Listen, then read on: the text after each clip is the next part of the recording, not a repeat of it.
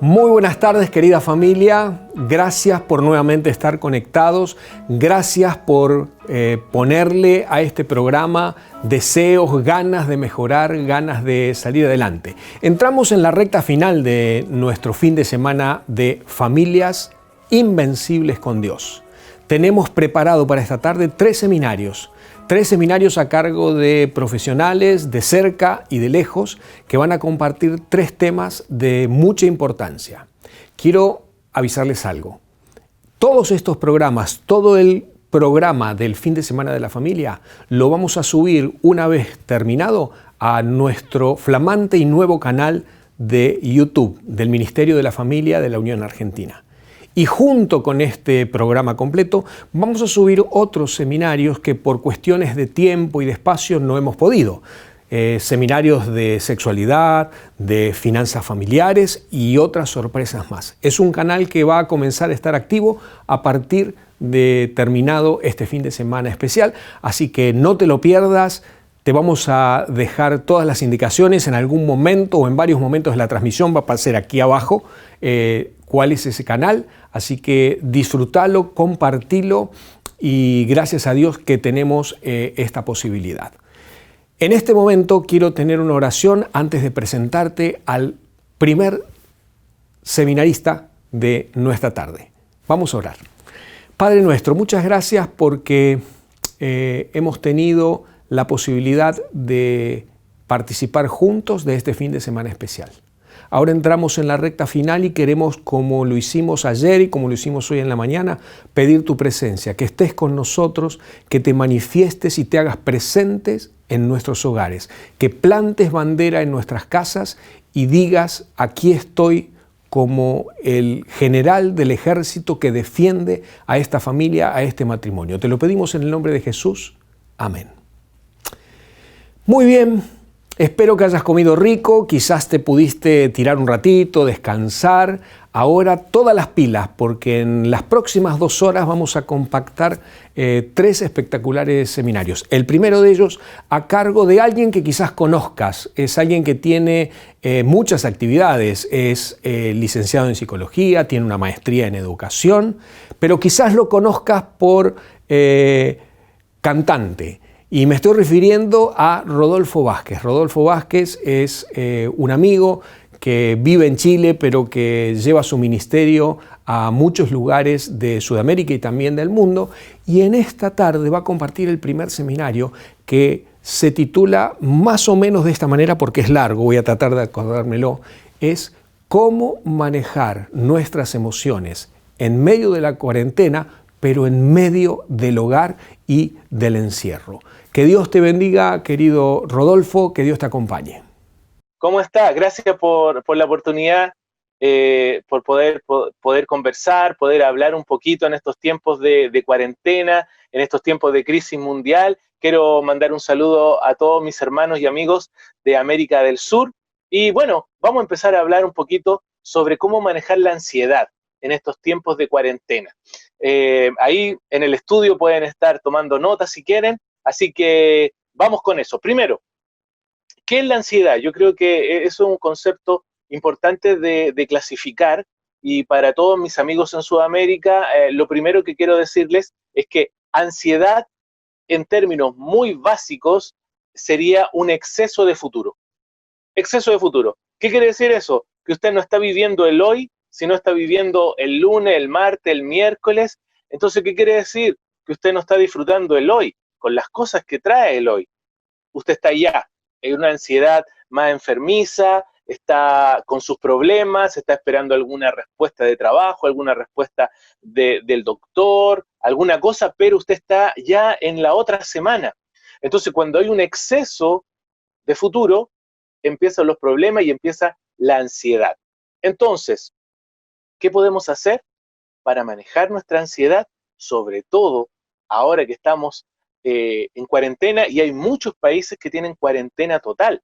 Hay otros que no tanto. Yo estoy acá en Chile, que hay cuarentena en algunos lugares, una cuarentena total, en otros lugares hay cuarentena inteligente, que se llama. Entonces, bueno, estamos todos casi en la misma situación. Entonces me gustaría darles algunos consejitos para poder manejar la ansiedad que se produce en estos tiempos de encierro, de cuarentena. Primero, anote, primer consejo, mantenga siempre pensamientos positivos. Saque de su mente los pensamientos negativos, esos pensamientos catastróficos, esos pensamientos que a usted le producen ansiedad. A veces uno piensa en lo peor, uno piensa que va a venir lo peor.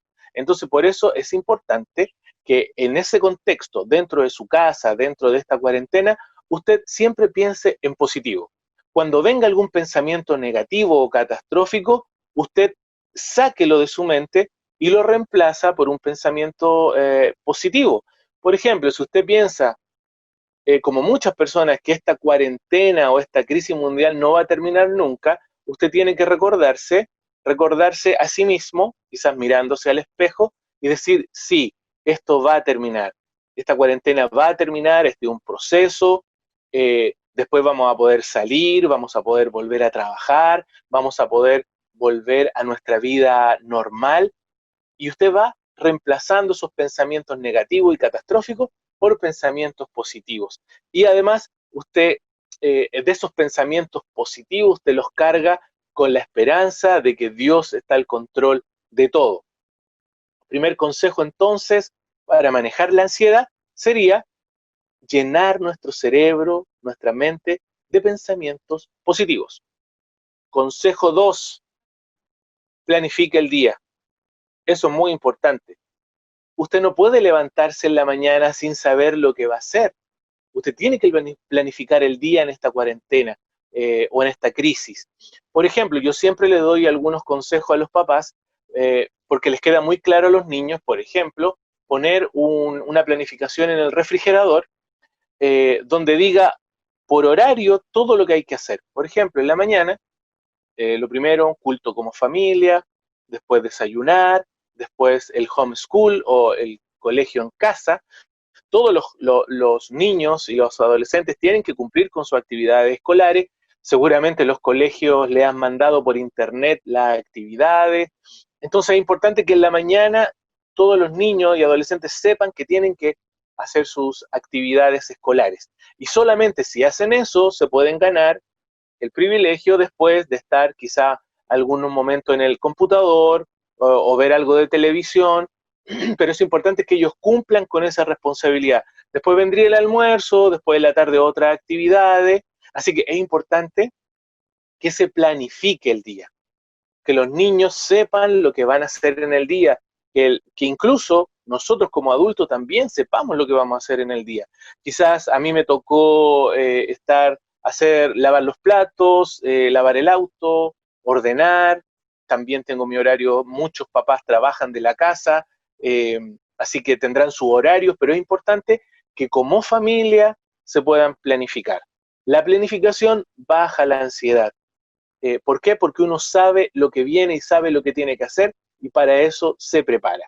Entonces esta planificación sería una planificación familiar. Y dentro de esta planificación, un consejo que siempre me han agradecido los papás es lo siguiente. Dentro de esta planificación, supongamos que sus hijos se levantan a las 9 de la mañana. Qué hermoso y qué importante es que usted se levante una hora antes de sus hijos. Nunca se levante junto con sus hijos. ¿Sabe por qué? Porque en esa hora que usted tiene de tranquilidad, puede tener una intimidad con Dios. Es importante entonces que nos levantemos una hora antes de que empiece todo el ajetreo con los niños, con las actividades, y que usted siempre calcule una hora antes de que todos se levanten, a que usted pueda tener su intimidad con Dios, quizás leer su matutina, tener una reflexión, contactarse con Dios, hacer su culto personal y después su culto matrimonial y después ya viene toda la parte familiar.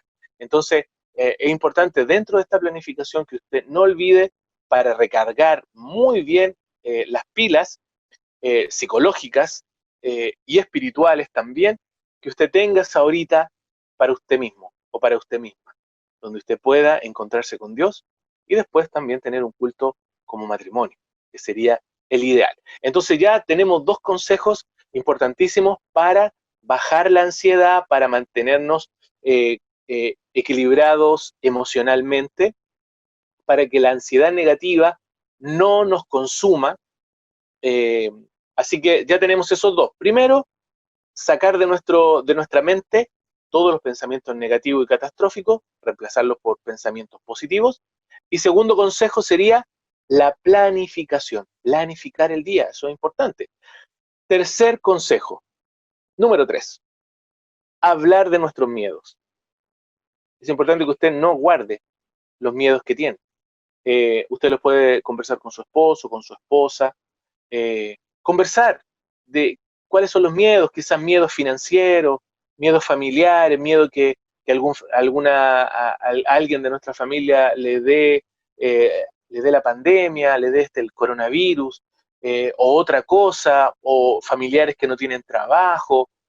eh, Hable de eso, hable de sus miedos, exteriorice sus miedos, porque al exteriorizarlos va a bajar la ansiedad, porque usted al escucharse a sí misma y a otra persona que lo escuche, ya usted se desahoga.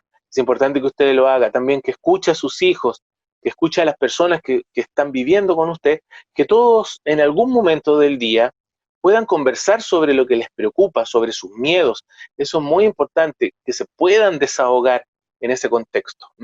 Eh, Pregúntele a su esposo en la noche cómo estuviste, cómo estuvo el teletrabajo, o que organicémonos para encontrar un nuevo trabajo, ya que tú perdiste el tuyo. Yo no sé cuál será la situación de cada familia en Sudamérica, pero hay muchas personas que están perdiendo el trabajo, muchas personas que quizás les bajaron el sueldo.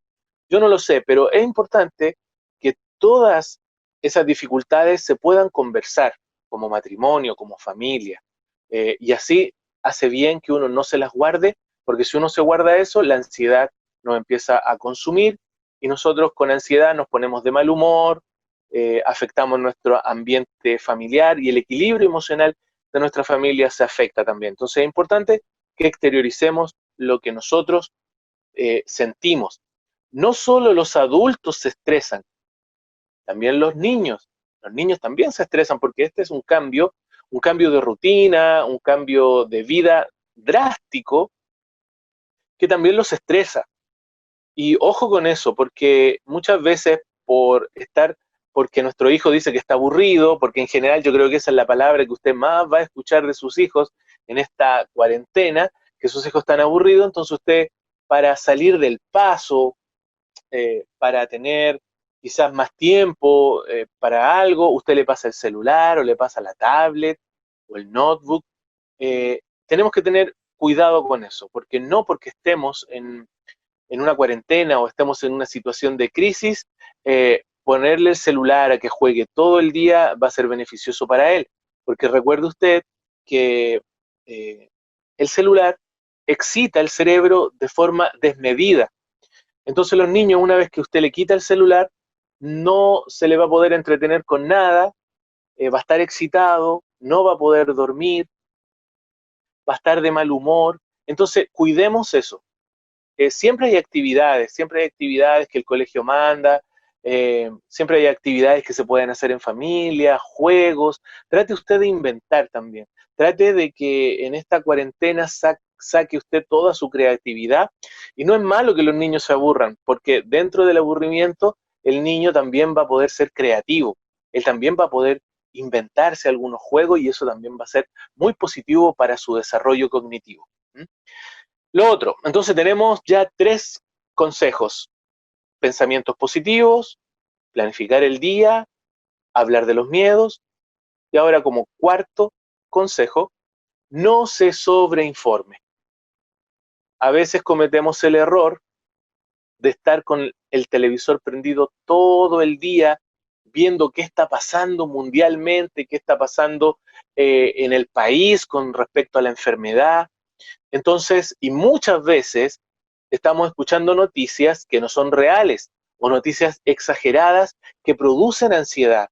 Hace algunas semanas justamente estaba atendiendo online a una persona que me decía que no podía dormir porque el corazón como que se le iba a explotar, estaba muy ansioso, tenía mucho miedo a lo que venía, y era porque él estaba todo el día escuchando noticias, estaba escuchando las catástrofes que estaban pasando en muchos países, que como muchas veces estas noticias son agrandadas o hay noticias falsas que lo tenían muy angustiado a este hombre. Así que tuvimos uno de los consejos básicos que yo le di y que se lo estoy dando ahora a ustedes, es no sobreinformarse. Sería importante que usted se informara en la mañana para ver cómo está la situación país o la situación ciudad con respecto a lo que usted tiene que hacer, y después en la tarde, para ver también si ha cambiado un poco la situación. Eh, y ojo, las noticias para los niños tienen que ser filtradas. Usted tiene que darle las noticias a sus hijos. Su hijo no puede ver noticias en la televisión o en internet porque su proceso cognitivo es más básico, es más concreto que el de nosotros. Entonces, si él ve noticias todo el día, se le está llenando su cerebrito de mensajes negativos. Entonces ese niño obviamente va a estar con ansiedad, con mucho miedo, va a estar de mal humor. Entonces es importante que los niños no vean noticias y que usted sea el filtro de estas noticias. ¿Mm? Así que es importante eso, que usted sea el filtro para sus hijos. Para los adolescentes ya un poco más libre eso, pero es importante que usted con su hijo adolescente también converse lo que está sucediendo y usted le dé su opinión también como papá, como mamá, y así bajar la ansiedad del adolescente, porque el adolescente como tiene acceso a las redes sociales, quizás también está llenando su mente de muchas noticias falsas, así que es importante que también usted sea el filtro para su hijo adolescente. Y aquí hago un paréntesis. Su hijo adolescente es importante que no esté encerrado en la pieza. Es importante que su hijo adolescente esté trabajando dentro de casa, esté en las actividades de la familia, eh, no deje que se encierre en la pieza, porque es una muy buena excusa hoy en día, en la cuarentena, para estar en el cuarto y metido en las redes sociales. Usted tiene que supervisar lo que está viendo su hijo adolescente. Hoy en día está a la carta todas las páginas páginas pornográficas, páginas que van a envenenar y intoxicar el cerebro de su hijo adolescente. Entonces es importante que usted eh, supervise todo lo que hace y intégrelo a las actividades familiares, que su hijo adolescente tiene que tener algo que hacer, aparte de estudiar y hacer sus actividades escolares, tiene que tener alguna responsabilidad en casa. Eso es muy, pero muy importante. Eh, entonces ya tendríamos cuatro consejos. Quinto consejo, contáctese con su familia. No solamente con la familia que quizás usted está viviendo en el mismo lugar, contáctese con la familia que tiene lejos. Eso le va a bajar mucho la ansiedad. Ahora es tan fácil con el celular poder tener una videollamada.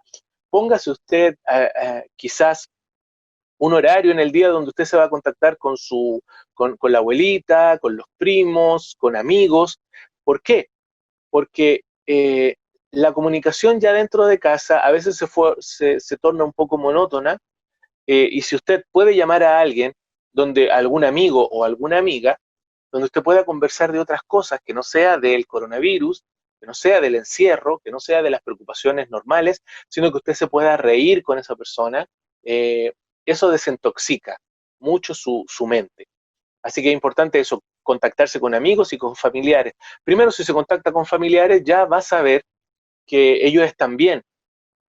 Eh, entonces su ansiedad va a ir bajando. Si usted se contacta con amigos, usted se va a reír, usted lo va a pasar bien y su ansiedad también va a bajar. Así que no se centre, no sea monotemático, no siempre esté pensando en la crisis, sino más bien piense en todas las otras cosas que tiene la vida para ofrecernos. Así que eso es importante. Lo otro, no se compare. Como otro consejo, no se compare con lo que están haciendo otras familias. El otro día conversaba con una mamá que me decía, ¿sabes qué? Veo en internet que hay muchas mamás que hacen cosas espectaculares con sus hijos en el homeschool, en la clase para la casa. hacen cosas espectaculares y yo no tengo ese talento. No soy tan buena para hacer cosas manuales, mi esposo tampoco es muy bueno. Entonces nosotros estamos muy ansiosos porque no podemos ayudar tan bien como vemos en las redes sociales que lo hacen otros padres. Yo le daría un consejo. No se compare. No se compare con otras familias. Usted tiene su propio ritmo, usted lo que puede es aprender de otras familias, pero no compararse. Cada niño tiene su propio ritmo, lo que usted pueda enseñarle, hágalo. Recuerde que hoy en día no es tan importante que su hijo sepa biología, matemática, lenguaje en estos momentos de crisis, sino que aprenda a controlar sus emociones, tenga esperanza, pueda confiar en los papás que lo van a ayudar, pueda confiar en la familia, pueda estar tranquilo emocionalmente. Eso es más importante que él sepa matemática, lenguaje, biología. Que su hijo pueda estar seguro, pueda estar en un lugar confortable, en un lugar equilibrado emocionalmente. Eso es lo más importante. Entonces usted no se compare con lo que están haciendo otras familias. ¿Mm? No se compare, porque si no va a estar ansioso y siempre se va a ir comparando y siempre va a haber a alguna familia que va a hacer cosas extraordinarias y usted se va a comparar y va a ver que usted no lo está haciendo así. Quizá otra familia hizo un auto de cartón espectacular, un cohete de cartón para jugar con los niños y usted ve que usted no está apenas con una caja de zapatos, quizás está haciendo algo. Entonces no se compare, porque cada familia tiene su propia realidad. ¿Mm? Lo otro, otro consejo más, divídase el trabajo. Yo he visto familias donde la mamá hace todo y el papá lo único que hace es estar en el computador, trabajando o haciendo otras cosas, los hijos encerrados en la pieza. Así que divídanse el trabajo, no recarguemos a la mamá con todo el trabajo de la semana o con todo el trabajo del día.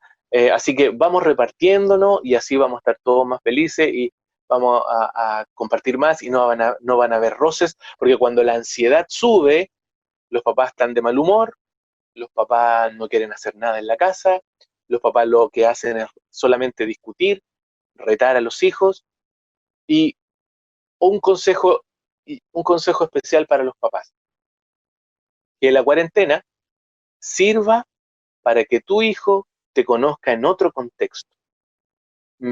He conversado con muchos papás que me dicen, yo primera vez que tengo tanto tiempo para jugar con mi hijo. Así que los hijos comienzan a reconocer a un nuevo papá, a un papá simpático, un papá que juega con él, un papá que no solo llama a su hijo para retarlo o para darle instrucciones o para que se coma la comida o para que ordene su pieza, sino un papá, una mamá que llama a su hijo para jugar, para estar entretenidos, para hacer un juego bíblico, para leer la Biblia juntos, quizás para ver algún video de los dos juntos riéndose.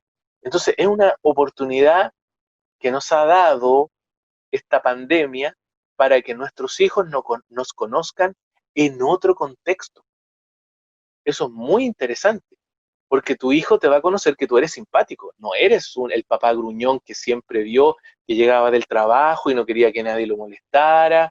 Entonces está viendo un papá simpático, un papá que juega la pelota, quizá una mamá que cocina muy rico, que antes no cocinaba porque trabajaba. Entonces, que tus hijos te puedan conocer en otro contexto. Eso es muy, muy importante y muy sanador para la familia. Hay otra cosa importante también, el ejercicio físico. Eh, en estos tiempos de cuarentena, cuando la ansiedad, te dan crisis de ansiedad, y sobre todo esto es un consejo para los que están sufriendo de crisis de ansiedad, que, por ejemplo, uno de los síntomas es que se les acelera el corazón, que no pueden respirar bien, porque están tan preocupados por lo que vendrá, que comienzan estos síntomas. Lo que usted debe hacer, primero, eh, es respirar profundamente, mirarse al espejo y respirar profundamente y hablarse y darse autoinstrucciones, decirse, Rodolfo, tranquilo, esto va a pasar, la pandemia va a pasar, vamos a volver a trabajar, vamos a volver a la vida mm, que teníamos antes y comienza a respirar profundamente y suelta el aire. Si esto no resulta, si la crisis es más grave que eso, usted lo que tiene que hacer es buscar una bolsa de papel o algún tipo de bolsa y respira dentro de eso, como para bajar la ansiedad. También algo que hace muy bien para bajar la ansiedad y también para la salud en general es hacer ejercicio. Si usted tiene algún tipo de bicicleta estática dentro de la casa, o usted hacerse algún tipo de bicicleta estática que he visto yo en internet, que hay algunas familias que lo están haciendo, usted haga ejercicio. Busque algún horario donde se sienta bien, en general en la mañana, o en la tardecita, antes de acostarse, quizá usted puede hacer un poco de ejercicio, después de una ducha, se va a acostar tranquilo, relajado. ¿Por qué? Porque el ejercicio mejora el estado de ánimo. Automáticamente está comprobado científicamente, neurológicamente está comprobado que el ejercicio lo va a hacer sentirse bien.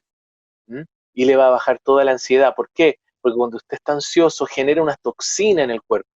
Y cuando usted hace ejercicio, usted quema esta toxina. ¿M? Eh, a veces usted se siente cansado, se siente que le duele la espalda, así que es importante que el ejercicio esté presente en esta cuarentena. Hagan ejercicio como familia. Eso es importante, que todos hagan ejercicio, quizás haya un horario como familia para que todos puedan hacer ejercicio y así también van a disfrutar en familia. Lo otro, eh, un consejo para los papás. A las 4 de la tarde usted ya no debería darle azúcar a sus hijos. En general trate de bajar los niveles de azúcar durante el día. Yo entiendo que muchas veces hay mamás, sobre todo ahora en la cuarentena, que están practicando por YouTube cómo hacer tortas, cómo hacer postres, y usted está entusiasmada en eso, pero es importante que usted vaya bajando el azúcar dentro de sus hijos. ¿Por qué? Porque si los niños comen azúcar después de las 4, es muy difícil ya bajar esa adrenalina para que los niños puedan dormir tranquilos. Eh, y acá hago un paréntesis importante también. Los niños deberían estar durmiendo a las 8:30, máximo 9 de la noche. Usted me dirá, pero es imposible porque mi hijo se está quedando dormido ahora a las 12 de la noche, hay muchos hijos que ven Netflix. Eh, como consejo, como consejo, sería importante que sus hijos estuvieran durmiendo 8:30, 9. ¿Por qué? Porque de las 9 en adelante el cerebro repara todo lo que consumió durante el día. Y esto lo voy a repetir. Su hijo a las 9 de la noche debería estar roncando. ¿Por qué? Porque su cerebro necesita reparación. Y esta reparación se produce desde las 9 de la noche hasta las 2 de la mañana, más o menos. Eh, y si en ese horario su hijo no está durmiendo, su cerebro no va a reparar. Y esto va a producir que al otro día su hijo esté de mal humor, esté desconcentrado, no quiera estudiar, le va a costar mucho concentrarse para hacer las tareas. ¿Por qué? Porque su cerebro no está reparando. Lo importante de dormir, por algo Dios nos hizo un cronómetro, nos hizo un reloj biológico tan sabio, sobre todo incluso para los niños, para el crecimiento de los niños. Entonces es importante que su hijo esté durmiendo a las 9 de la noche, como máximo. Si usted dirá, lo que pasa es que como esto de la cuarentena estamos más desordenados, por eso es importante que usted planifique el día. Entonces de a poquito usted vaya quizás dándole su cena a las 7 de la tarde, 8 de la tarde, después lo baña, ahí se relaja y después le hace el cultito a sus hijos y se van a dormir. Quizás al principio va a ser difícil, pero recuerde usted que la rutina, después de una semana y media, ya se fijan. Así que como consejo para el bienestar emocional, psíquico de su hijo y también para proteger el cerebro de su hijo, sería importante que usted cumpliera con esto, que su hijo como máximo a las 9 de la noche, él esté durmiendo, para que así su cerebro pueda eh, reparar. Así que bueno, me imagino que muchos, Pastor Alassi, yo creo que muchos, usted va a tener muchos médicos, en esta programación, y los médicos también pueden hablar de la alimentación, que es tan buena para bajar la ansiedad, todos estos estimulantes que uno toma, el café, el azúcar, el chocolate, bebidas azucaradas. Todo esto produce una excitación que no es natural en el cuerpo, y esta excitación también produce que uno se vuelva más ansioso. Entonces es importante que también dentro de este orden familiar, planificación familiar, también estén los almuerzos saludables.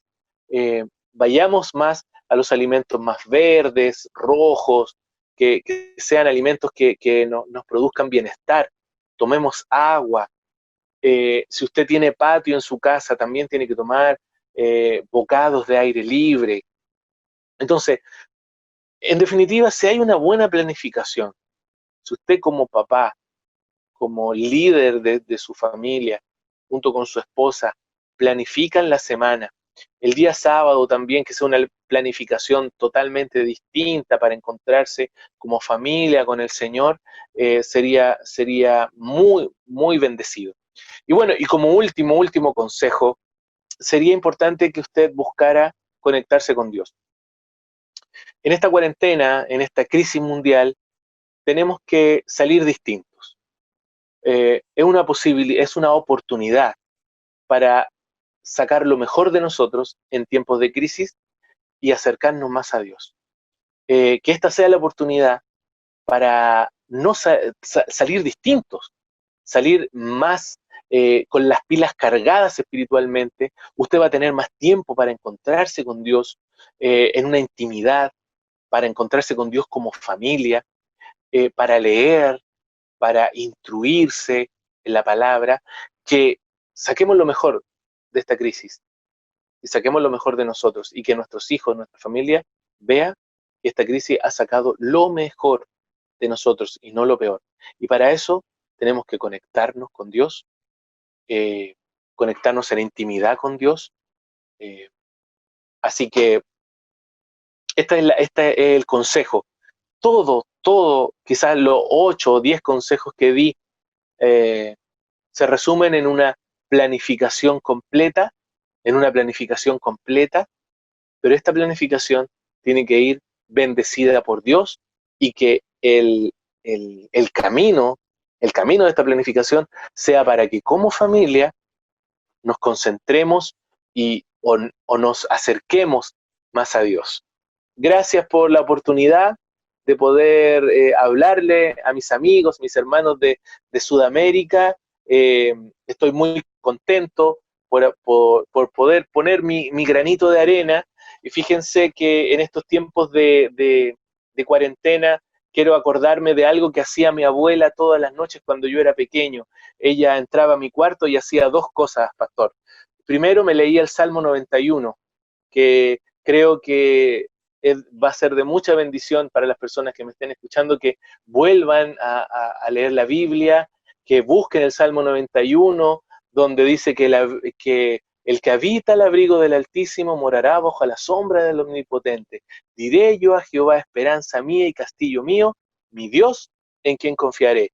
Eso me lo leía mi abuela todas las noches. Y sabe lo otro, mi pastor, lo otro que hacía mi abuela, me cantaba un himno, totalmente a capela, para que yo no tuviera miedo. Hoy día, el miedo es el peor enemigo de las familias cristianas, porque Jesús dijo en la Biblia 347 veces, no tengas miedo. Y hoy día el miedo está presente en nuestra sociedad, en la televisión. Lo único que se habla es del miedo, miedo.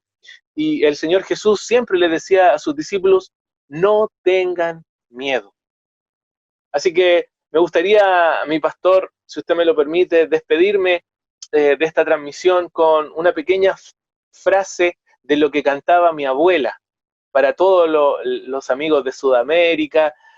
Así que, porque bueno, además de ser psicólogo, también soy cantante, así que me gustaría también con una pequeña melodía muy, muy sencilla, a capela, tal como lo hacía mi abuela, eh, darle esperanza a todos esos hogares cristianos en Sudamérica que tanto necesitan de esperanza, y que la esperanza tiene un nombre, que es el Señor Jesús.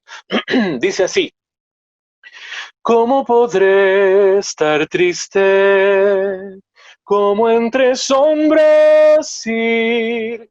¿Cómo sentirme solo y en el dolor vivir? A Cristo paso a paso, yo sigo siempre aquí. Si Él cuida de las aves, cuidará también de ti. Si Él cuida de las aves, cuidará también de ti. Amén. Gloria a Dios y gracias por esta oportunidad, mi pastor. Dios les bendiga en esta hermosa labor que están haciendo. Muchísimas gracias, Rodolfo, y gracias especialmente por la calidez que nos presentaste este tema, por la cantidad de tips que nos has dejado para que empecemos a trabajar a partir de hoy mismo en todo esto que nos comentaste. A la vez, Rodolfo, te agradecemos mucho porque a pesar de que era un seminario de tu especialidad o una de tus especialidades, que es la psicología, lo terminaste de esa manera, cantándonos y regalándonos ese testimonio a través de ese bello don que el Señor te concedió. Muchas gracias, Rodolfo, un abrazo grande para tu familia y que Dios te siga bendiciendo en este ministerio que has abrazado hace tanto tiempo. Gracias. A continuación, queridos, quiero invitarlos a que escuchemos a nuestra segunda disertante. Ella ya no es de Chile, es de aquí, es de más cerquita, y es la licenciada Miriam Poelstra de Rivero. Ella es licenciada en psicología y tiene una especialidad en terapia emocional. Ella va a abordar el tema de cómo resolver los conflictos que se generan obviamente en el seno de la pareja, pero teniendo muy en cuenta la mirada particular que ambos cónyuges pueden tener del mismo conflicto. Así que Miriam, gracias por disponer de este tiempo, gracias por compartir este tema, que Dios te bendiga. Buenas tardes, hermanos, buenas tardes, amigos, qué gusto estar con ustedes en este momento del programa especial que estamos realizando en este fin de semana, Invencibles con Dios, ¿no? Familias invencibles con Dios. Elegí para abordar en este espacio el tema del respeto en la relación conyugal. Cuando pensamos en respeto, normalmente lo pensamos en una relación asimétrica, donde mi vinculación con alguien que estimo que pertenezca a una jerarquía superior o a una jerarquía de legalidad, o sea, me manejo con respeto. Respeto al juez, respeto a la policía, respeto a un docente, respeto a mis padres, ¿no? Respeto a mis pastores. Pero cuando estamos hablando de este respeto, estamos dejando de lado al afecto. Pero cuando hablamos del respeto en la pareja, estamos diciendo que el respeto es una condición sine qua non para el amor. Porque yo puedo respetar sin amar. De hecho, cuando me relaciono, por ejemplo, con un docente, lo estoy respetando, pero no implica que tenga un vínculo afectivo con esa persona. Pero cuando yo amo, no me queda otra que respetar. Amar es respetar. Cuando pensamos en crisis y tormentas que atraviesan, que pueden atravesar las parejas, los matrimonios, normalmente nuestra mente va a cuestiones profundas, difíciles, con grandes montos de angustia y donde hay que hacer un esfuerzo importante para poder tramitar la situación, gestionar las emociones y poder reacomodarnos y empezar de nuevo. Y estoy pensando, por ejemplo, tal vez ustedes también, infidelidades, tema de infidelidad o tema de celos, pero cuando hablo del respeto, al no estar acotado en tiempo y espacio como lo puede ser una situación de infidelidad, pienso en una arteria lesionada, fisurada, por donde se puede llegar a desangrar por completo la relación. ¿Y dónde quedó el amor?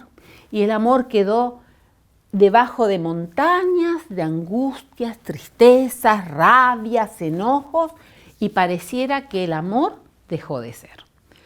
Y cuando hablo del respeto en la pareja, lo primero que tenemos que tener en cuenta es que entendemos pareja como un par de personas de distinto sexo, en la misma línea ante los ojos de Dios y de los hombres. Y cuando tengo este concepto bien claro, puedo poner a funcionar el respeto en una relación de pareja que es simétrica pero a la vez complementaria. ¿Qué es el respeto? Vamos a ir por una definición de lo que sería el respeto en esta situación. Bueno, respeto sería reconocer al otro como alguien distinto a mí que piensa, siente, hace, actúa de manera diferente como lo haría yo en la misma circunstancia. No sé si vamos entendiendo hacia dónde estamos yendo. Respeto es mucho más que el mero conocimiento que tengo, porque bien me podrías decir, bueno, Miriam, yo conozco al que tengo al lado, al que comparte mi cama, compartimos la mesa, es el padre de mis hijos, es comerciante, es farmacéutico, es panadero. Es más, tiene un nombre, se llama Juan y tiene 44 años. Y juntos nos distribuimos, las responsabilidades dentro de la casa. Pero cuando hablamos de reconocer al otro, estamos haciendo alusión a que cuando lo miro profundamente a los ojos, estoy considerando en él a una persona que es muy distinta a mí, que actuaría de manera diferente en las mismas circunstancias y que esto tiene que ver con su historia. Muchas veces nos cuesta poner a funcionar el respeto en la relación porque no podemos entender esas diferencias.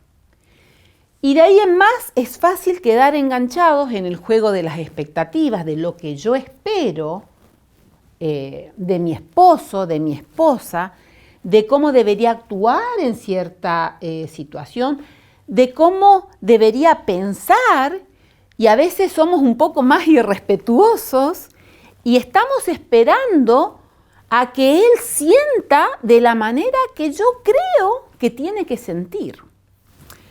Para ponerlo en un ejemplo, traigo a ustedes un caso. Y pobre Juan y María, siempre traemos a Juan y María en nuestras charlas. María es una chica cristiana, no es adventista, pero es una chica cristiana. Creció en un hogar cristiano, recibió muy fuertemente valores, o sea, la impronta familiar fue muy fuerte. Es una familia, su familia de origen es una familia donde no se cuestionaba la posibilidad de si estudio o no estudio. María hizo la primaria, la secundaria, y cuando terminó su secundaria, la cuestión no era pensar si sigo estudiando o no, sino la cuestión era ¿qué voy a estudiar? María encontró algo que le gustaba, estudió, se recibió y consiguió un muy buen trabajo, y cuando pienso en un buen trabajo, un trabajo estable, con buena remuneración. Y Y María conoció un día a Juan. Y Juan viene de una familia disfuncional, de una mamá que tuvo varias parejas, tiene varios hermanos de distintos papás, y él, teniendo alrededor de unos 30, 40 años, en este momento podría llegar a tener una hermanita de 8 años.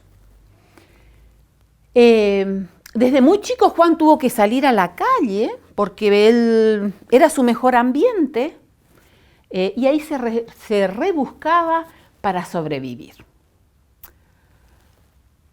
Cualquiera desde afuera hubiese podido hacer una evaluación y pronosticar algunas problemáticas por las que iban a atravesar Juan y María si la relación progresaba y se unían en matrimonio. Pero no vio.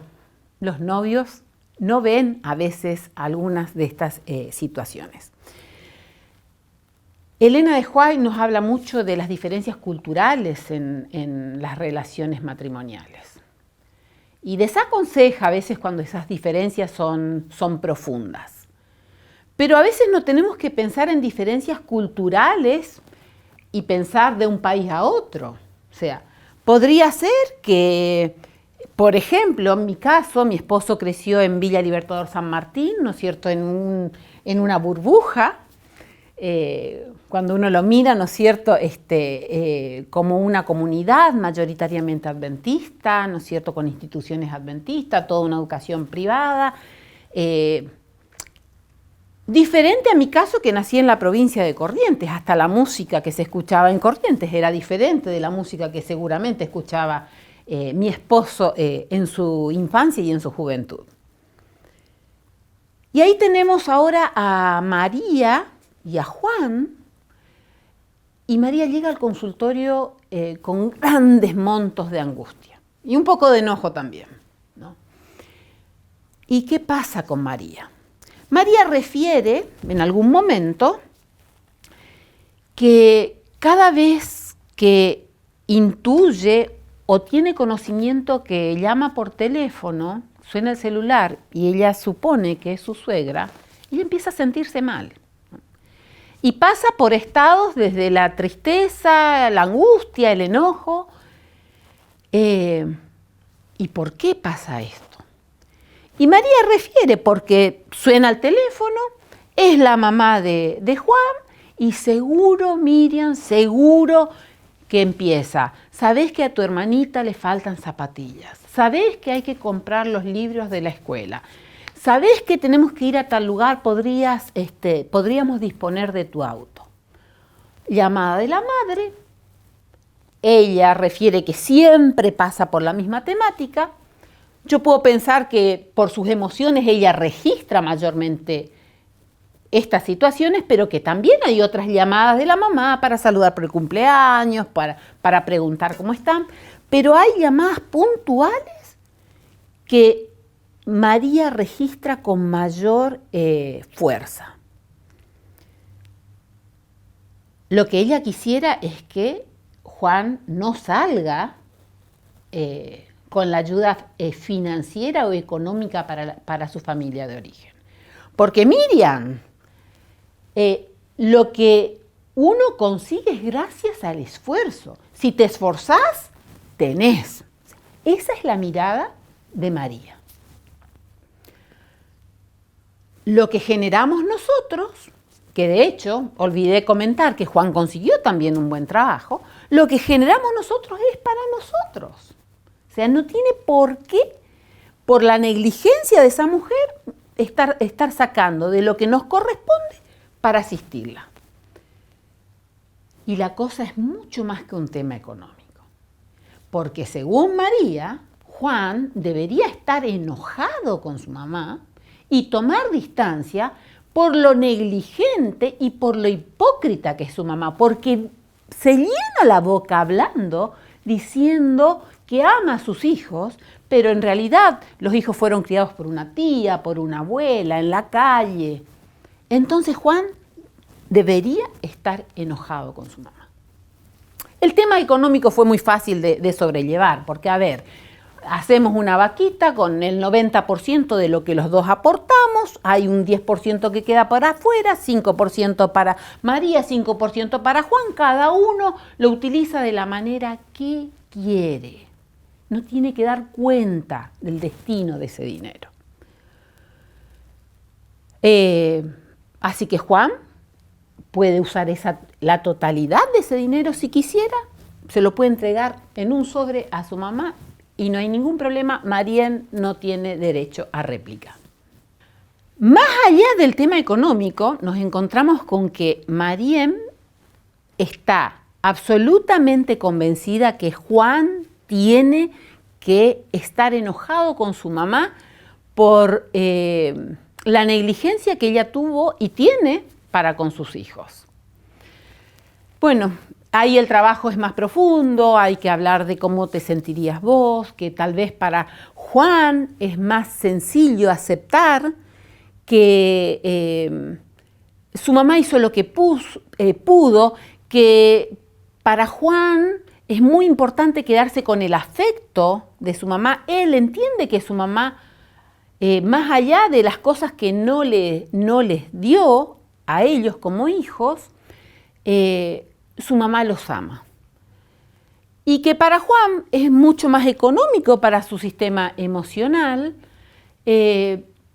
hacer como si nada hubiese pasado o haber perdonado cosas que había que perdonar y poder tener en este momento una relación, un buen vínculo con su mamá, aunque eso signifique que de tanto en tanto él va a estar asistiéndola económicamente. ¿Qué pasa entre María y Juan? Podemos decir que los seres humanos, por más similares que sean nuestras historias, nadamos en un mismo río con estilos diferentes. Y el tema de esto es entender que cuando hablo de estilos no estoy hablando de una competencia.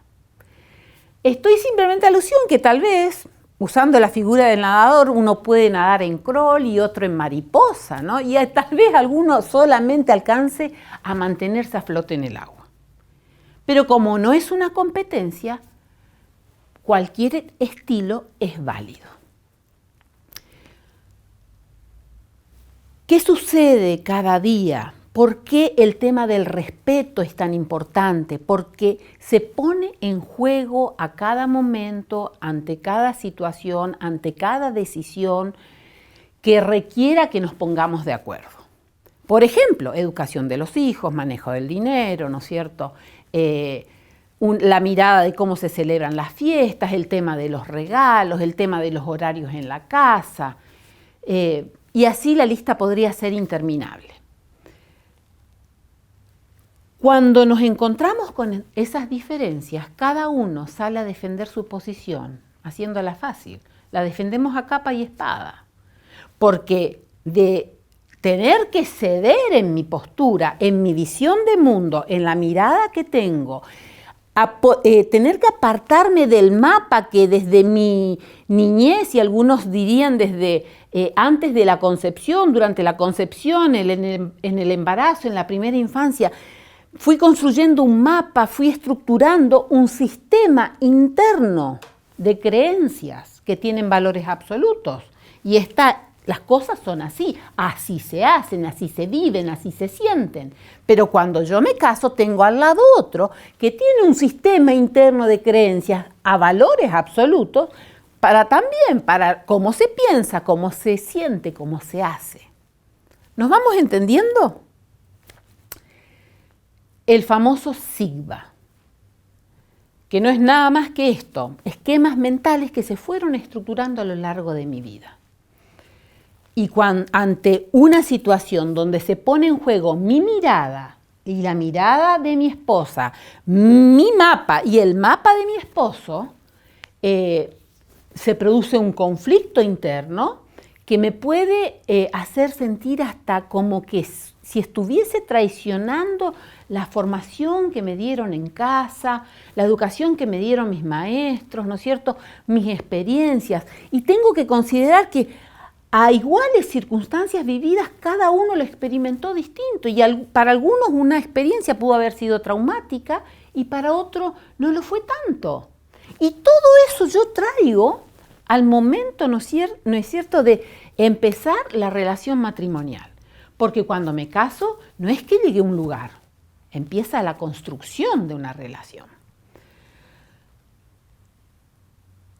Mirando a los ojos al otro, tengo que decirle, sos distinto a mí, sé que sos distinto a mí, pero te acepto tal como sos. Te respeto y responsablemente y conscientemente voy a intentar por todos los medios no presionarte para que seas lo que yo quiero que seas, para que hagas lo que yo necesito que hagas. ¿Cómo llegamos a esto? ¿Cómo podemos superar esto sin quedar enredados en un juego de poder donde discutimos por los horarios, discutimos por si la comida se sirve caliente o tibia, donde podemos discutir incluso, ¿no es cierto?, porque no decís nada, te quedás callada, o podemos discutir porque la manera de decirme las cosas me lastima. Y claro, él viene de una familia donde hay 5 hermanos, así que si no discutía, no ponía límites, no luchaba por lo suyo, hubiese quedado a un lado. Mi caso, vengo de una familia de 2 hermanas, mi hermana me lleva 5 años, así que yo tengo todo el derecho de tener el síndrome de hija única. Pero más allá de saber cómo se gestionó y se estructuró este mapa que tengo que intentar no quedar enganchada en ese juego donde el fin oculto es el poder. El poder ganar una discusión, poder tener la razón, saber quién tiene que pedir perdón. Y una escaramuza se sucede a otra escaramuza. Y a veces, cuando las discusiones, no dan el fruto deseado, lo que hacemos es nos retraemos y empezamos a jugar ahora otro juego que es el juego del laberinto. Como no podemos hablar sin discutir, no coincidimos en esto y en esto tampoco, y si lo hablamos, discutimos y nos enojamos y terminamos mal, entonces cada uno ya sabe, de esto no se habla, y se van acotando y van siendo pocas las posibilidades en que yo me puedo encontrar con el otro y charlar profundamente, mirándolo a los ojos, respetándolo. ¿Cómo hago para no quedar enganchado en este juego? Bueno, la lógica nos dice, alguien tiene que ceder, ¿no? Había una película que de tanto en tanto veo que la pasan. Alguien tiene que ceder. Y no es malo ceder, a menos que siempre sea el mismo el que cede en su mirada, en su posición. Porque de la falta de respeto al abuso hay solo un corto trecho. Entonces, cuando es solamente uno el que cede y el otro marca la cancha, saca su mapa y dice por dónde vamos a manejarnos como matrimonio, como familia, está avasallando la individualidad del otro. ¿Qué hacemos? Enfrentamos. Hay 2 posiciones enfrentadas. Y nosotros salimos a enfrentar también, porque vos esto, porque vos lo otro, porque siempre la misma cosa, porque sos idéntico a tu mamá, y yo te voy a decir, no te metas con mi mamá, porque yo no me meto con la bruja de la tuya, ¿no? Y en vez de acercarnos a un punto en común, cada vez no solamente estamos lejos de resolver la situación, sino que no solo no nos acercamos, sino que nos estamos alejando afectivamente del otro. Qué bueno sería si en vez de salir a defender nuestra estructura mental, ¿no?, ese sistema interno que tiene para nosotros un valor absoluto, tiene valor de creencias, en vez de salir a enfrentar, ¿no es cierto?, con palabras acusatorias como porque vos esto, vos lo otro, y donde llegamos a descalificar al otro, porque si no pareciera que nos estamos traicionando a nosotros mismos y aparece la rabia y el enojo, qué bueno sería si en vez de enfrentar, usamos la técnica de la confrontación. ¿Qué sería esto? Es una variante donde en vez de hablar de lo que el otro hace, de lo que el otro piensa y siente, presento la situación hablando de lo que a mí me pasa. Por ejemplo, esto la verdad que es a título personal, ¿no? Una vez había un problema del cual no recuerdo bien, no puedo identificar bien cuál era el problema, pero me acuerdo que mi esposo me decía de muy buen tino, háblalo, tenés que decirle a tu papá. Porque mi esposo, en su estructura mental, si hay algo que se puede hacer, hay que hacerlo y hay que hacerlo ya. Mientras que yo vengo de un hogar donde de los problemas no se hablaban. Entonces, abordar una situación dolorosa o difícil era una situación en la que yo no me veía, en la que yo sentía que no era yo misma, que no era posible que yo pueda encarar esa situación desde mi forma de ser. Entonces, bueno, era tener que hablar. O sea, a ver, vos querés que hable porque es lo que vos harías y estaría todo bien, pero me estás pidiendo a mí que yo lo haga como vos lo harías y la verdad no lo puedo hacer. Yo no me siento cómoda, me siento presionada para hacerlo. Momentos como estos, repito, los podemos tener a diarios, donde podemos confrontar, en el mejor de los casos, nuestros respectivos sistemas de creencias. Pero si podemos confrontar en una situación, lo que vamos a lograr, y si lo podemos hacer sin temor, mejor aún, lo que vamos a lograr es que ese sistema de creencias que tiene un valor absoluto pase a ser un valor relativo. Podemos superar el juego del poder, podemos superar el juego de las expectativas y el juego del laberinto, donde ya no nos podemos encontrar y disfrutar de momentos y de charlas que son importantes que tengamos como pareja, si estamos dispuestos a veces a ceder, y si más allá de pensar que si a mí me parece que tiene que ser de esta manera, no puedo ceder porque sería estar dándole la razón a él o a ella. No se trata de quién tiene la razón. No se trata de quién tiene que pedir perdón. No se trata de quién tiene que dar un paso al costado. No se trata de una competencia. Se trata de encontrar, más allá de tus razones y de mis razones, qué es lo mejor para nuestra pareja en el aquí y ahora. Y ese es un lugar donde no importa si vamos a implementar lo que vos decís o vamos a implementar lo que yo digo, porque finalmente esto parece ser lo mejor en esta situación. Por ejemplo, el tema de los horarios, ¿no?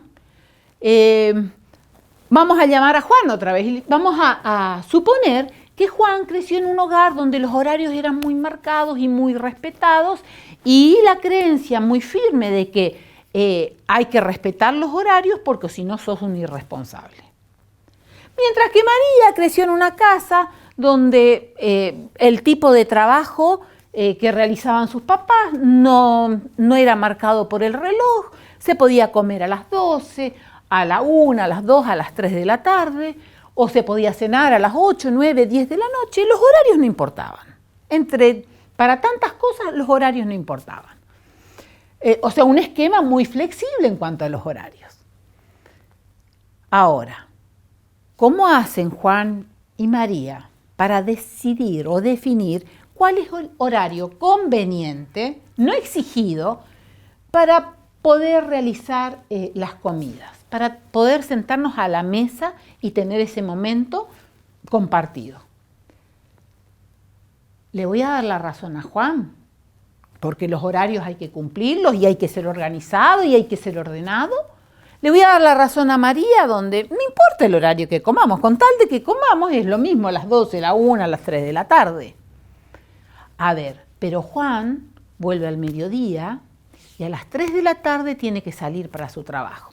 Si ponemos como horario de almuerzo 12:30 o 1 del mediodía, a Juan le queda un tiempito para tirarse, descansar un rato antes de volver a la segunda jornada, a la jornada de la tarde. ¿Y cuánto amor está demostrando María cuando está dispuesta a poder manejarse con un horario? Por amor a Juan lo hace, porque así Juan puede estar mejor, descansa. Qué distinto, ¿no es cierto? No, porque no importa el horario, podemos comer a cualquier hora, vos porque te criaste en una casa así, porque tu mamá los tenía todos como en el servicio militar y otra vez las descalificaciones. La verdad que el desafío es poder entender que el otro es diferente, que no lo voy a presionar para que cambie, que cuando tenemos diferencias tenemos que considerar por ahí que hay una historia detrás de cada uno, que no es que él quiera hacer las cosas de esta manera o ella de esta manera por puro capricho, sino porque es su mirada de mundo, es el mapa que construyó en su vida. Y que tenemos que superar eso, tenemos que trascender ese momento de diferencia y lo vamos a hacer cediendo de buena gana y entendiendo que lo que buscamos es encontrar la forma de estar bien en el aquí y en el ahora. Con respeto puedo aceptarlo, puedo entender que sea distinto a mí, que como decía anteriormente, que piensa, entonces ese pensamiento da lugar a un sentimiento y también a una conducta. Tengo que aceptar esto o let it be, dejarlo ser, ¿no? Pero con respeto lo que no puedo es presionarlo, empujarlo, ¿no es cierto?, para que sea lo que yo quiero que sea o lo que, en el peor de los casos, yo necesito que sea. Porque no hay amor sin respeto. El desafío es grande, pero si construimos nuestra relación de buena fe, si entendemos que el otro está buscando como yo el estar bien, si ponemos a Dios como eje de nuestra relación, esto es posible. Así que lo podemos lograr. Que Dios nos ayude en este desafío. Muchas gracias, querida Miriam, por compartir estos consejos, por compartir este seminario que tanto bien nos hace y sin lugar a dudas nos va a hacer a partir de este momento. Gracias. ¿Saben una cosa? Quiero recordarles que tenemos, a partir de que termine este fin de semana de la familia, habilitado y vamos a poner en funcionamiento el nuevo canal de YouTube del Ministerio de la Familia de la Unión Argentina, donde van a estar todo lo que hemos vivido este fin de semana y otros tantos seminarios, como ya les dije, de sexualidad, de violencia, de finanzas familiares. Vamos a llenar ese espacio de YouTube de buenos videos que sigan construyendo familias invencibles, pero con Dios, como es el lema de nuestro fin de semana especial. A continuación, tengo que presentarles a un amigo con la persona que va a tener a continuación el seminario. Hemos compartido muchos espacios de trabajo. Hemos sido compañeros en algunas ocasiones, en algunos lugares donde Dios nos pidió que sirvamos. Hoy, por la gracia de Dios, ambos somos pastores, pero también compartimos otra profesión. Tanto el pastor Ariel como yo somos profesores de educación física y hoy tengo el privilegio de presentar al pastor Ariel Bauduco, que actualmente se desempeña como pastor consejero en el Centro de Vida Sana del Sanatorio Adventista del Plata, allí en la provincia de Entre Ríos. Y el pastor Ariel trae un tema que es un tema complicado, y el pastor Ariel lo ha preparado con mucha oración. El título de este tema es Solamente amigos, y va a abordar el tema de la infidelidad. Que Dios te bendiga, querido pastor Ariel, y escuchemos con atención. Un saludo para todos, gracias por estar acompañando este tiempo especial donde nos vamos sumando todos a pensar la familia, a pensar los vínculos y a tratar de explorar y transitar este camino tan especial, tan lindo y con tantos desafíos, que es aprender, que es conocer, que es entender un poco estos fenómenos que pasan en la vida familiar. Familia, que es el refugio creado por Dios, es ese lugar donde vamos, es ese encuentro con nuestros seres queridos, esa idea maravillosa que tuvo Dios de la unión de dos personas, esa idea donde la posibilidad también de que se críen hijos, que se eduquen hijos y que se forme esa atmósfera tan especial, el hogar, ¿no? La familia. Así que felices de poder sumarnos con esta transmisión, con este programa y con este momento para, junto con lo que se está diciendo en estos días, se pueda sumar también un granito de arena y que pueda ser de bendición esta transmisión. Saludos para todos, donde te encuentres ahí en la Argentina, en cualquier lugar, desde el norte hasta el sur, y decirte que bueno, te dispongas a escuchar de este tiempo y estos minutos este tema. Decíamos que la familia es ese refugio tan especial, ¿no? Esa creación de Dios, ese lugar tan maravilloso que en su plan original tiene como objetivo que los seres humanos seamos felices, que los seres humanos nos podamos realizar, que podamos junto con el otro formar, ¿no? Esa maravillosa institución, esa maravillosa organización, esa maravillosa sociedad que tiene el objetivo, insisto, de la felicidad, de la realización y de potenciarnos unos a otros. Esa idea, por supuesto que con las decisiones erradas de nuestros primeros padres se vio afectada. Así que desde el inicio, desde allá, desde el Edén, la familia sufre y ha sufrido a lo largo de toda la historia de la humanidad. Y por supuesto que los dolores pueden venir de muchos lugares, los dolores pueden ser diversos, nos pueden pasar cosas en la vida difíciles para afrontar, pérdidas, desafíos laborales, cuestiones de salud, pero sin duda que uno de los dolores más grandes es cuando vienen desde adentro, ¿no? Desde los seres que más amamos, ¿no? Y por supuesto que sabemos que el enemigo de Dios se encarga de producir y de fomentar esos dolores. Así que la idea de esta transmisión es tal vez poner una luz de alarma, una luz de alerta, llamarte a la reflexión, ¿no? A veces necesitamos que nos digan algunas cosas simples, cosas que sabemos, pero que necesitamos repasarlas, recordarlas y entenderlas tal vez un poco más profundo para evitar justamente los dolores que son los más grandes, que son los dolores aquellos que vienen de las personas que más amamos. Cuando uno confía, cuando se establece ese pacto de confianza en la construcción de una familia, de un vínculo, de un matrimonio, ¿no? Y a veces los problemas vienen desde adentro. Cuando se rompe esa confianza, muchas veces decimos esa copa de cristal se rompe y después cuesta repararla, ¿no? Por supuesto que con la ayuda de Dios, como vamos a ver, todo es posible, pero hay que atravesar una situación dolorosa que siempre, como decimos, es preferible evitar. Es mejor prevenir que curar, ¿no? Como dice el refrán. Y dentro de las grandes temáticas que tienen que ver con la familia, muchas de ellas, finanzas, situaciones emocionales, proyectos, crianza de los hijos, bueno, una cantidad de cosas que tienen que ver, ¿no? con la vida familiar, con la experiencia. Tenemos que decir que nosotros somos fruto también de nuestra genética, de nuestros padres y madres, y de alguna manera también de nuestros abuelos y bisabuelos. Somos como esa síntesis, ¿no?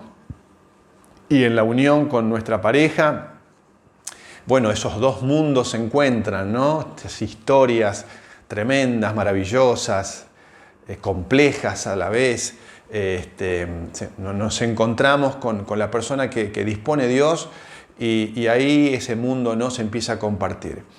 A veces tenemos que en esos primeros tiempos hacer esos ajustes propios, por eso esa etapa de conocimiento, de noviazgo, tiene que ver con, ¿no?, salir de esa idealización, salir de esa, podríamos decir así,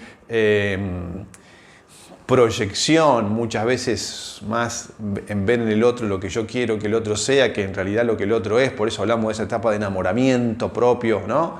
Que es muy, diríamos, químicamente excitante, muy, muy fuerte, pero después cuando empezamos a descubrir aspectos que por ahí no nos gustan tanto, empiezan a ser el amor, porque empezamos a aceptar, empezamos a entender, empezamos a hacer esos ajustes y por supuesto que en el marco de las cosas razonables empezamos a entender que la relación empieza a necesitar crecer en el amor, en la aceptación, en la comprensión y por supuesto que cuando no decidimos unir nuestras vidas frente a Dios para que las bendiga y empezar a transitar ese camino ya con la bendición de Dios, por supuesto esos ajustes con los avatares propios de la vida, ¿no?, la conformación de la pareja, los primeros años, ¿no?, esos desafíos laborales, ¿no?, crecimiento. Hay que hacer muchos ajustes. En ningún momento la pareja debe descuidarse, desatenderse, ¿no?, en pro del trabajo, en la cantidad de cosas y por supuesto los hijos que llegan y que muchas veces demandan y a veces otros hijos más y vuelven a demandar y uno se va como desgastando y la pareja sufre, ¿no? Y es sobre esto que quería hablarles en esta oportunidad. Hay una temática que es difícil de hablar, difícil de afrontar, pero es una realidad que nos toca en nuestras iglesias, en las familias.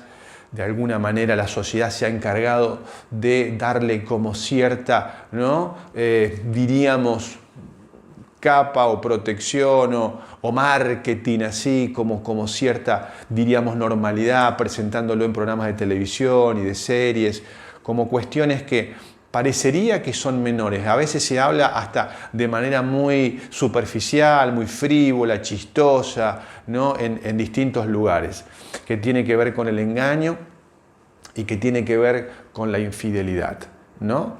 Esa experiencia difícil, esa experiencia triste, esa experiencia dolorosa, que cuando nos toca hablar o aconsejar a matrimonios que han pasado por esa experiencia, y si me estás escuchando y han pasado por esa experiencia, saben de lo que estoy hablando. Es el desconcierto, es el dolor, es una situación traumática, ya vamos a ver.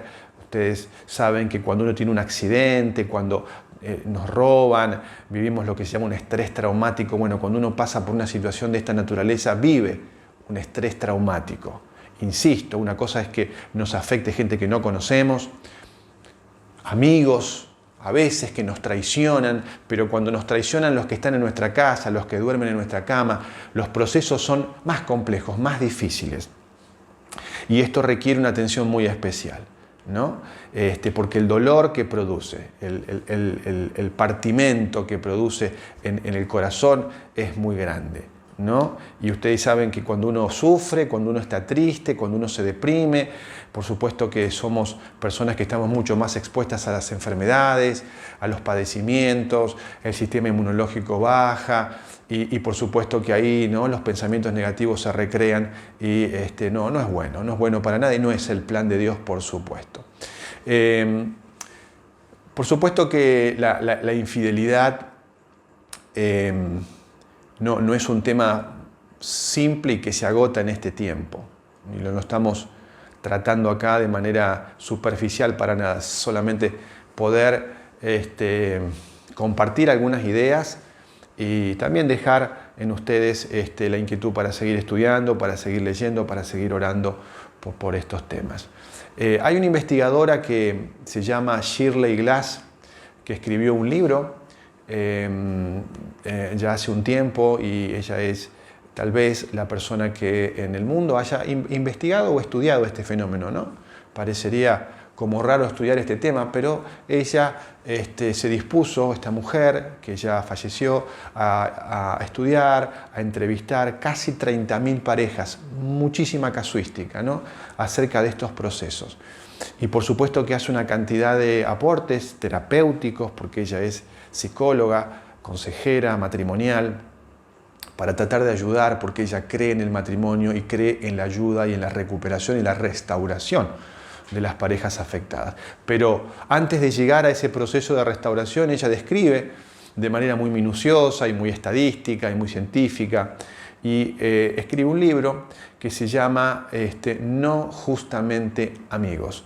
Y de alguna manera trae al tema de la infidelidad un aspecto conocido, pero que queremos revalorizar en esta transmisión, que tiene que ver con procesos que ella llama de infidelidad que se va dando en la relación de pareja cuando uno de los dos, hombre o mujer, vamos a hablar de manera genérica, hombre o mujer, empieza a transitar, diríamos, un camino donde no siempre, dice ella, en un gran porcentaje, casi en un 80% de las relaciones de infidelidad, las personas cuando comenzaron su relación con un tercero no tenían intenciones de serles infieles a sus esposos o esposas. Pero hubo algunos aspectos que ellos no tuvieron en cuenta, ¿no?, que quiero compartirlos con ustedes en esta transmisión. Habla de un gran porcentaje de parejas después de la violencia doméstica, dice ella, casi el 50% de las parejas en su vida, diríamos, en su historia, van a enfrentar una experiencia de infidelidad. El 82% de las personas infieles tuvo una aventura amorosa con alguien, el 82%, cuya relación en el principio era solo de amistad, ¿no? El 55% de las esposas, dice Shirley Glass, y el 55% de los esposos y el 50% de las esposas tuvo relaciones extramatrimoniales en el ambiente de trabajo, ¿no?, y no habían sido infiel anteriormente. Es decir, hay algunos aspectos que necesitamos tenerlos que favorecen, ¿no?, que los porcentajes se amplifican muchísimo. Y cuando hablamos del matrimonio, hablamos de la santidad del matrimonio, porque esto es básico, ¿no?, y fundamental. Cuando hablamos de la idea de Dios, cuando hablamos de este espacio tan santo, ¿no?, que necesitamos proteger, por supuesto que todo lo que afecta necesitamos atenderlo, ¿no? Y por supuesto que uno dice, bueno, la infidelidad es el contacto sexual con otra persona que no sea tu mujer o tu esposo. Y Shirley Glass dice lo siguiente, ella trae un concepto que no es necesariamente el de infidelidad sexual, sino que ella habla de una infidelidad emocional. Ella dice que antes de llegar a la infidelidad sexual hay un proceso de construcción de una intimidad emocional, donde se va dando de manera lenta, de manera paulatina, de manera sutil, donde dos personas se empiezan a conocer en un marco de amistad y empiezan a traspasar fronteras y límites, donde se va dando un paso muy sutil, muy lento, y muchas veces las parejas se pueden ver envueltas en expresiones que no son sexuales, físicas, pero que sí son emocionales y tienen la misma carga de la infidelidad, ¿no? La autora, Shirley Glass, trabaja un concepto muy didáctico, ¿no? Espero que las personas que puedan transmitir puedan agregar algunas imágenes que quiero compartir con ustedes para decirles que Shirley Glass dice que en un matrimonio hay una necesidad de que tanto el esposo como la mujer, ambos, ella dice que podamos tener ventanas donde podamos ver en la vida de nuestra esposa, nuestro esposo, y tanto nuestra esposa pueda ver en nuestra vida. Es decir, ella dice que tenemos que tener paredes que protejan a la relación matrimonial, pero necesitamos tener ventanas para ver la vida del otro. ¿Qué significa ver? Significa conocer cómo está, cómo se siente, qué cosas les pasa, y que también la persona pueda ver en nuestra propia vida. Es decir, ser abiertos con nuestro cónyuge para compartir lo que nos está pasando, compartir nuestras alegrías, nuestras tristezas, nuestras dudas, es decir, ventanas donde se pueda ver hacia la vida del otro. Y esto hace hacia la amistad, hace a la confianza. Y Shirley Glass dice que cuando una persona, ¿no? Cuando una persona empieza a tener o establecer un vínculo de amistad donde se empiezan a compartir, vínculo de amistad con alguien que no es mi cónyuge, y se empieza a compartir algo de la historia de mi propio matrimonio con esta otra persona, y se empieza a compartir algún secreto y se empieza a de alguna manera establecer una historia amistosa que puede tener humor, puede tener picardía. Por supuesto que nada tiene que ver con alguna cuestión sexual o de infidelidad en una primera etapa, pero sí empieza a haber una construcción, una complicidad, empieza a haber una especie de deseo de compartir cosas con alguien que no es mi esposa o mi esposo. Ella dice que se empieza a construir una pared, pero ya no protegiendo el matrimonio, sino que la pared se construye con nuestra esposa o con nuestro esposo. Qué fuerte que es esta figura, ¿no? Qué fuerte que es pensar que en lugar de haber ventanas donde uno puede saber cómo está el otro y el otro puede saber cómo está uno, se empieza a construir una pared. Y esa pared nos empieza a separar de manera muy sutil. Y ahora ya yo no tengo la posibilidad de poder ver, o la otra persona no tiene la posibilidad de ver en mi vida, sino que hay una tercera persona que ahora tiene acceso a mi vida. Es decir, le abrí una ventana y yo empecé a construir una casa patas para arriba. Es decir, la pared se construyó entre mi mujer y yo, entre los cónyuges, y hay una separación emocional y hay otra persona que está teniendo acceso a la vida de uno, conociendo secretos, conociendo la historia y teniendo acceso a información, y esto empieza a generar un vínculo fuerte, un vínculo emocional, un vínculo de una amistad fuerte que por supuesto que en el marco de el secreto, en el marco de la cuestión que no está permitida, empieza a tener una fuerza muy grande. Y la autora Shirley Glass dice que empieza a actuar básicamente con las mismas características que puede tener cualquier droga que entra a nuestro cerebro. Es decir, empezamos a estar sujetos a una cuestión química de muchísima fuerza, de muchísima intensidad, y esta experiencia química, adictiva, fuerte, empieza a generar decisiones que no son racionales.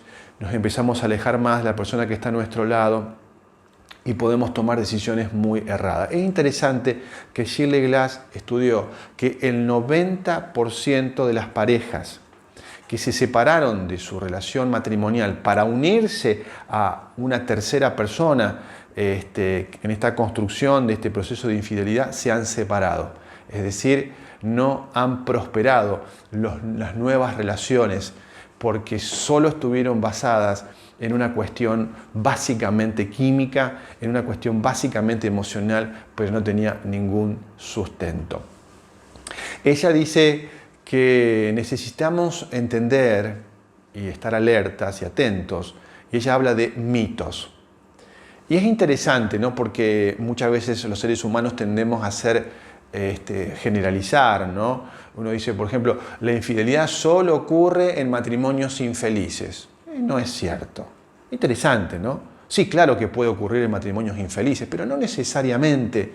No es una salvaguarda para que yo o me pase un hecho de infidelidad si yo estoy bien con mi matrimonio. Y es interesante esto, y yo lo quería resaltar. ¿Por qué?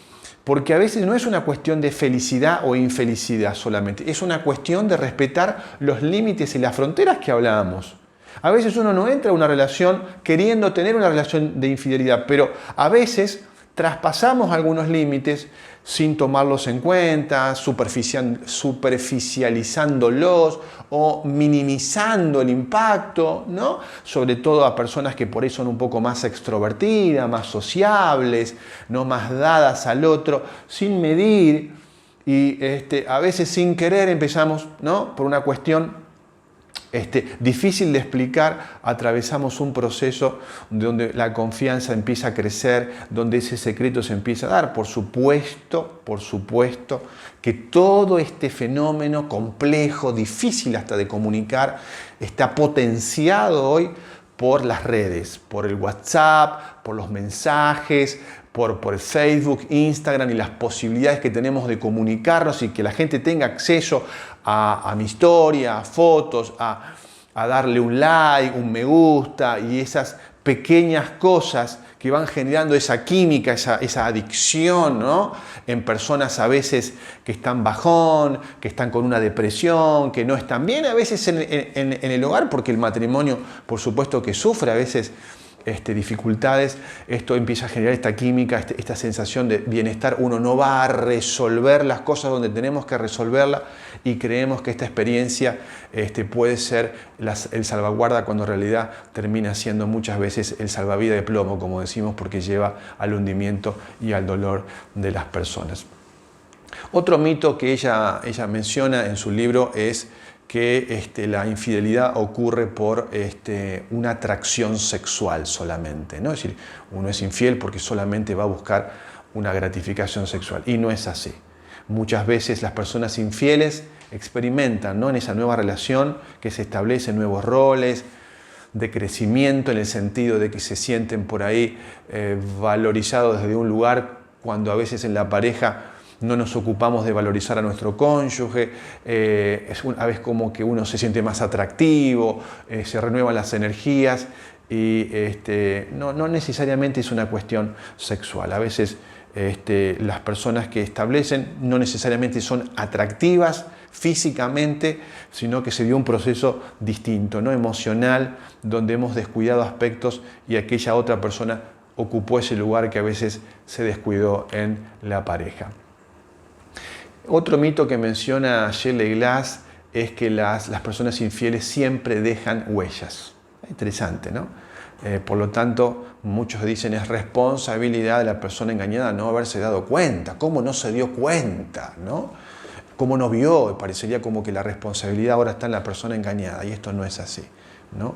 A veces las personas que cometen engaño son especialistas en mentiras, son especialistas en no descubrir, en mantener oculto y en desarrollar una serie de cosas ocultas, y a veces las personas afectadas no se dan cuenta, no alcanzan a descubrir. Por eso a veces cuando se da este proceso de manera fortuita, me ha tocado escuchar historias de parejas que descubrieron en sus celulares o por alguna otra razón fortuita, el dolor es tremendo porque impacta, como decía al principio, en la confianza y sacude los cimientos de la pareja, y la reconstrucción va a demandar un proceso de muchísima honestidad, de muchísimo proceso de sanación, de mucho perdón, para poder restablecer la confianza, sin la cual es difícil establecer un vínculo que sea estable, porque la desconfianza da muchísima inestabilidad.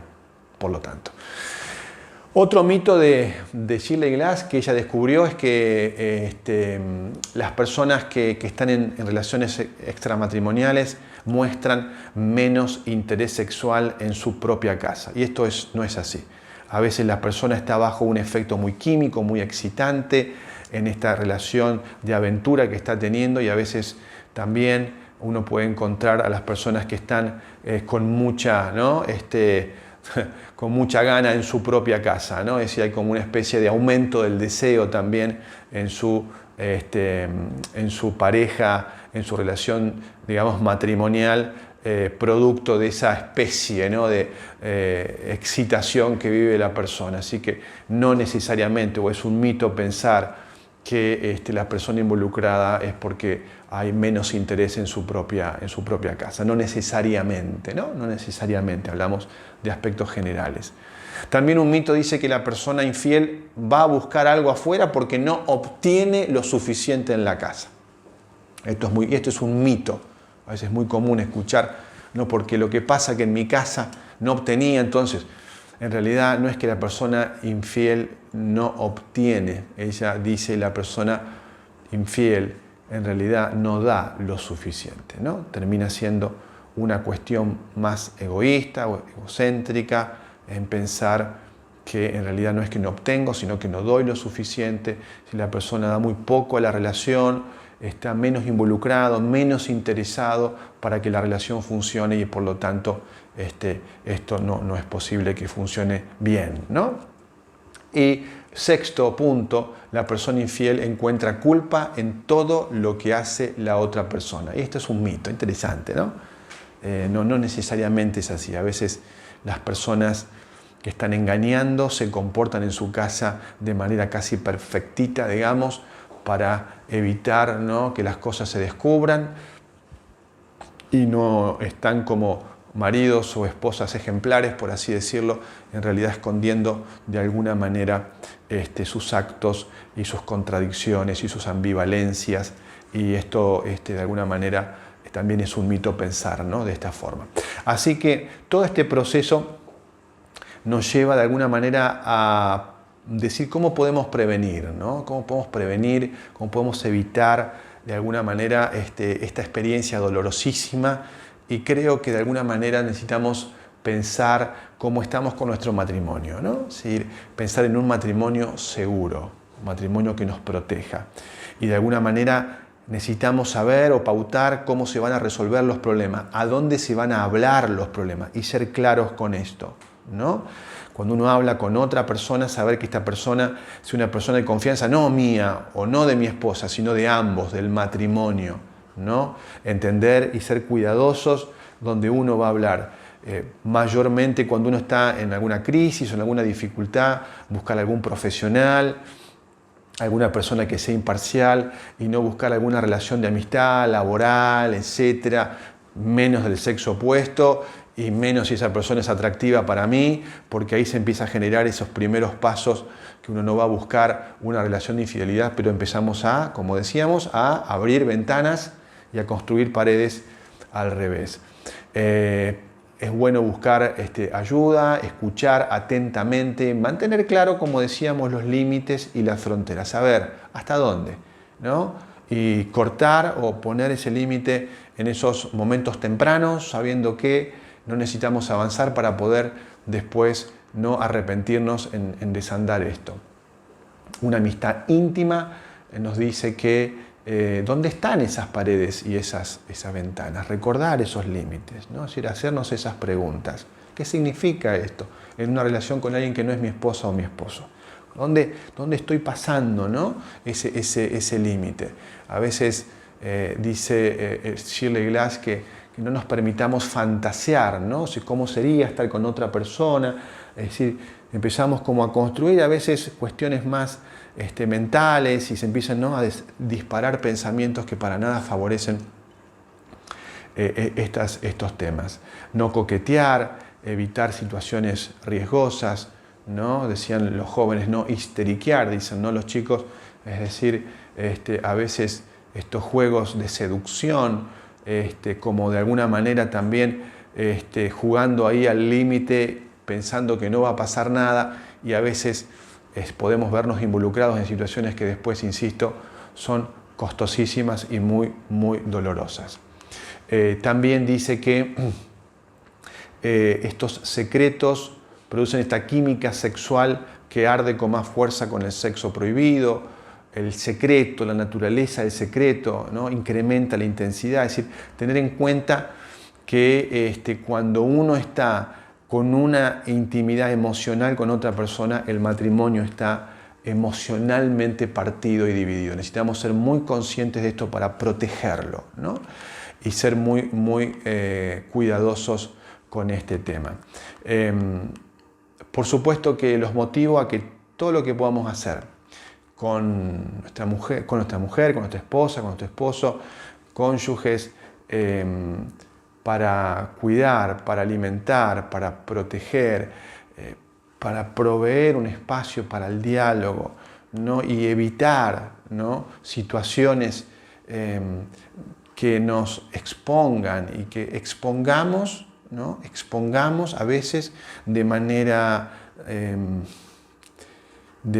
muy superficial, a veces de manera muy de un desparpajo, digamos así, como sin cuidar al otro, ¿no? Es decir, exponemos. Cuando uno comienza estas relaciones, expone también a su esposa o a su esposo, ¿no? Que nada tiene que ver con esto, a una situación dolorosísima, dolorosísima. Insisto, ella dice que las personas que atraviesan esto viven un proceso de estrés postraumático, que lleva tiempo la restauración. No todas las personas, no todas las parejas pueden salir de una prueba de esta naturaleza. Algunas parejas tendrán que tomar la triste decisión de la separación, cuando hay niños, cuando hay hijos, cuando hay historia. Es muy difícil. Pero ella insiste que también, a pesar de que sea doloroso la situación, también puede ser un punto de partida, un nuevo nacimiento de la pareja en cuestión, para hablar de cosas que sucedieron, de ver cómo se resolvieron los temas, para poder aprender a evitar y ser de esto un trampolín, donde el trabajo mayor o más fuerte lo tendrá que hacer la persona que engañó. Y esto es así, ¿no? Tratando de acompañar esta ambivalencia que vive la persona engañada porque está herida, porque está triste, porque tiene violencia dentro y enojo por lo que vivió, de manera injusta, ¿no? Porque es un acto de injusticia con la persona que menos pensaba que iba a dañarla. Así que estos procesos dolorosos llevan tiempo hasta que se vaya sanando esas heridas del corazón y esas heridas del alma. Así que hay que hacer un trabajo. Hay que evitar como consejeros decir, bueno, ya está, tenés que separarte. Hay que esperar, porque insisto, estas experiencias dolorosas Dios las puede transformar también en plataformas que sean de crecimiento. Si no hay crecimiento, si yo me separo y no aprendí, es muy probable que vuelva a repetir una y otra vez la misma historia porque no crecí. Es un trabajo que hay que hacer. Por supuesto que si estás en esta situación, te sugiero que busques algún terapeuta cristiano, acércate al pastor o alguna persona de confianza de los dos para poder hablar de esto y transitar este camino, si es que están atravesando esta situación de dolor, decirte que se puede salir adelante, que esto requiere, por supuesto, una ayuda muy especial y una búsqueda de Dios muy especial. Y si estás con una relación de esa amistad especial que tu cónyuge no sabe, te invito a que la cortes, a que tomes distancia, a que protejas no solo a tu mujer o a tu esposo en este caso, sino también a la tercera persona involucrada, porque en los procesos emocionales todos sufren, ¿no? Inclusive la persona externa que está involucrada. Y si todavía no estás en ninguno de estos dos escenarios, a que no lo estés, a que sigas manteniendo, cuidándote, no durmiéndote en los laureles, si tenés un matrimonio saludable, sano y feliz, siguiendo con los límites y las fronteras claros para proteger ese ámbito y para que en ese ámbito se dé todas las bendiciones que Dios quiere darte, quiere darnos, y sabiendo que en ese lugar, en nuestro matrimonio, es donde nosotros podemos experimentar la mayor de las felicidades. Un paciente que viene a nuestro centro de vida sana, que su mujer descubrió su infidelidad, me decía: Ariel, decile a la gente que viene acá que no cometa el error. Yo pensé que era divertido, que era piola, que era canchero, y con mis amigos pensábamos que era una cuestión. Pero mi mujer descubrió, nosotros hace 3 años que estamos separados y yo me arrepentí, los 3 años del dolor que estoy atravesando. Hubiese preferido evitar esto. Nadie me lo dijo, nadie me enseñó, yo pensé que estaba bien. A veces la sociedad nos va llevando, pero perdí lo más preciado que era mi matrimonio. Y es doloroso. Así que te invito a tomar en cuenta esto, proteger los días libres que tenemos, hacer actividades, compartir tiempo, pequeños tiempos en la casa, almorzar, cenar juntos cuando podemos. No acostarnos en distintos tiempos, sino tratar de estar juntos y compartir tiempo de diálogo, no guardar esos pequeños enojos. Tomar vacaciones juntos, parece una locura, ¿no? Pero hay parejas que se van separados. No impedir que nada prive del gozo sexual que Dios quiere darle al matrimonio. Orar juntos, jugar juntos, las pequeñas cosas significan muchísimo. y prometernos cada día no solo fidelidad física, sino también la fidelidad emocional que es tan importante. Te mando un abrazo, espero que estas palabras te sumen a tu proceso de construcción matrimonial y cualquier cosa, por supuesto, que estaré a disposición aquí en el Centro de Vida Sana de Entre Ríos del Libertador San Martín. Que Dios te bendiga. Muchísimas gracias, y respiro hondo antes de decirlo, muchísimas gracias, Pastor Ariel, por haber abordado este tema, por haberlo tocado de la manera que lo hiciste, y seguramente es de mucha bendición para quienes lo hemos podido escuchar. Que Dios bendiga a tu ministerio junto a tu familia. Querida familia, llegó el momento del cierre y quisiera cerrar esta parte de la misma manera que comenzamos, teniendo una oración. Así que si a ustedes les parece, vamos a orar. Nuestro buen Padre, aquí estamos un grupo de tus hijos, matrimonios, familias, personas individuales que hemos prestado nuestros oídos y hemos prestado atención y le hemos dedicado tiempo a este fin de semana especial con el deseo de satisfacer y de solucionar dificultades, problemas, momentos que nos toca vivir a diario de manera personal, en nuestros matrimonios y en nuestras familias. Gracias, Señor, por tanta instrucción. Gracias por tu palabra. Gracias por los consejos de Elena de White. Gracias, Señor, porque tenemos la certeza de que te interesa y te ocupas de las familias. Por eso las colocamos en tus manos de amor. Ahora, Señor, nos toca vivir y comenzar a vivir una semana donde queremos, Señor, con tu ayuda y con tu dirección, poner en práctica algunos y, si es posible, todos estos consejos que hemos recibido. Colocamos nuestras vidas, nuestros matrimonios y nuestras familias en tus manos de amor y lo hacemos en el nombre de Jesús. Amén. Familias queridas, llegó al final nuestra programación. Gracias por acompañarnos, gracias por estar ahí prendidos de la tele, gracias por compartir, gracias por invitar a tus amigos, a tus compañeros de trabajo, a la gente que quizás lo esté necesitando y vos sabés que lo está necesitando. Esto es evangelismo, esto también es compartir la alegría de tener al Señor en nuestras vidas y de invitarlo a que sea no un invitado, sino que sea parte de nuestros hogares. Que Dios te bendiga mucho, no te olvides el canal de YouTube que empieza a funcionar en unos minutos, Ministerio de la Familia de la Unión Argentina. Va a estar todo el fin de semana completo, más otros seminarios, y vamos a tratar de periódicamente agregar consejos, videos, tips, charlas, seminarios, para que nuestros hogares, para que nuestros matrimonios cada vez estén mejor, pero siempre, siempre invencibles de la mano de Dios y con Dios. Que Dios te bendiga. Muy buena semana.